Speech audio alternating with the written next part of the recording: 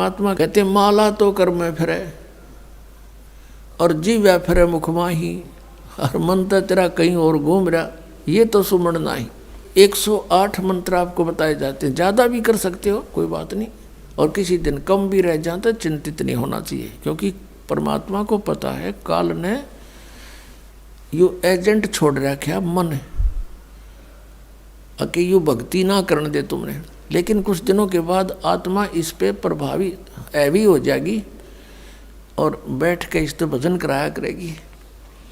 फिर श्वास का मंत्र आ जाता है, ये मन भागता है, फिर थोड़ी देर पाछा फिर चेतन हो जाए, फिर करे, तो ऐसे करता रहे, ऐसे अभ्यास बनेगा इसका, ऐसे ही चलता है।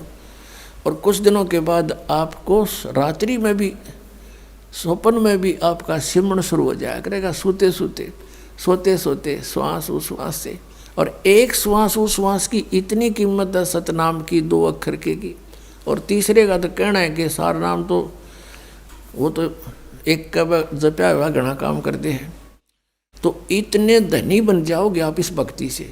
ये भक्ति और फिर आशा, आशा यहाँ के नहीं रखे, जरा अंत में आपकी इच्छा, किसी बेटे या बेटी में, कार या कोठी में, पोते या पोती में, किसी प्रकार देवता या देवती में, किसी भी सतिथि में। मान लीजिए आप वृद्ध होगे और उधर से आपकी बेटी विधवा होगी, तो आपके साथ काल ने यूँ और एक जाल कर, बेटी वही विधवा होगी जो नाम तो दूर होगी। अगर बेटी भी नाम ले रही होगी तो नहीं हो सकती उकचुक, गारंटीड बात है। और ऐसा हो जाता है तो फिर आपके मन में काल पैदा करेगा प्रेरणा, बता क्या होगा बेटी का, क्या होगा बेटी का। वह बेटी महात्मा रह जाएगी, फिर वहीं की से पशु बनकर वहीं फिर हल खींच रहा होगा। एक किसान था, परमात्मा की आत्मा था, कहते हैं जो जन मेरी शरण है। पुणात्माओं आप समझोगे, क्योंकि बालक नहीं बुद्धिमान समाज है आज मानो। किसी का बालक बिगड़ जाए, बेटा या बेटी, उस माता पिता से पूछ कर देखो वो कितना दुखी रहता। सपने में भी उसको ये चिंता बनी रहती है कि किस प्रकार मेरा बच्चा फिर से लाइन पकड़ जाए, उसके लिए कितना दुखी होता है। और हम उस परम पिता के बच्चे, उसी के बेटा बेटी हम, और वो हमारे, हम कितने बिगड़ के यहाँ आगे इस काल का फंस गए। अब ये हमारी रेल बना रहा है सबकी, ब्रांड मैट्री कर रखी यहाँ पर, ले लिए इंडिया हमने इसके साथ आकर के। लेकिन वो कहते हैं ना माता पिता बुरे नहीं हो सकते, बेटा बेटी वैसे 100 गलती कर दे। अब उसी विधान से वो हमारा पीछे फिर रहा है। परमात्मा कहते हैं कि जो जन मेरी शरण है, एक बार भी किसी युग में ये भोली आत्मा मालिक से टच होगी, कभी उसके भेजे हुए दास से कभी उपदेश ले लिया, तो फिर वो रह भी गया यहाँ पर, फिर भी मालिक उसके पीछे पीछे फिरता, कभी इसने सद्बुद्धि आ जा, किसी प्रकार फिर से ये लाइन पकड़ दे। तो ऐसा ही एक किसान था।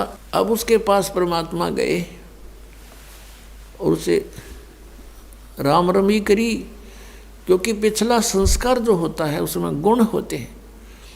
उस किसान ने कहा आओ महाराज, आओ बैठो, भोजन पाओ महाराज, दूध लाओ रे तेरे चाचा महाराज खातिर दूध लाओ। बहुत सेवा करी। अब परमात्मा ने कहा, भक्त कहा चौधरी साहब कुछ भक्ति भी कराया करो। बोला जी भक्ति करा हम खूब।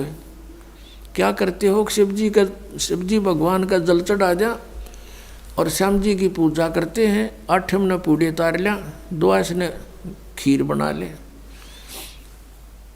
और कभी कभी गंगा स्नान भी करके आते हैं। परमात्मा लगे उन्हें समझान, काफ़ी देर तक सत्संग किया, समझाया। अब पुण्यात्मा थी, काफ़ी प्रेरित हुआ, अक महाराज बात तो सच्ची कहो तुम। कहा फिर उपदेश ले लो भाई।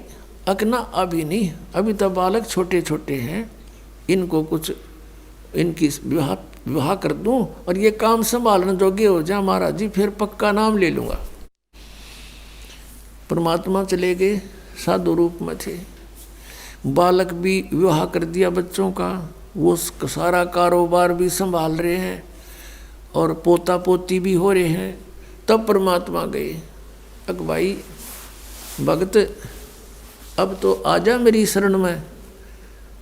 न्यू बोला महाराज जी तू अच्छा पीछे पड़ा मेरे, छोटे छोटे पोता पोती हैं, बच्चे खेतों में काम करें, इन बालका ने कौन खिलावेगा।